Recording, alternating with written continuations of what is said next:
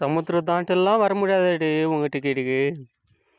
இந்த ஆறு தாண்டி இந்த தண்ணி தாண்டி தான் என்னால் வர முடியும். வா வா, நான் எப்படி வர முடியும்? என்னால் வர முடியாது. சமுத்திரம் அவ்வளோ கெப்பாசிட்டி இருந்தால் நான் என்னத்துக்கு உங்கள்கிட்ட வர்றேன்? இந்த தண்ணி தாண்டி தான் வர முடியும், இந்த ஆறை தாண்டி தான் வர முடியும். இல்லை தான் என்னால் முடியும், இல்லைன்னா வேற ஆள் பார்த்துக்க. நீ என்ன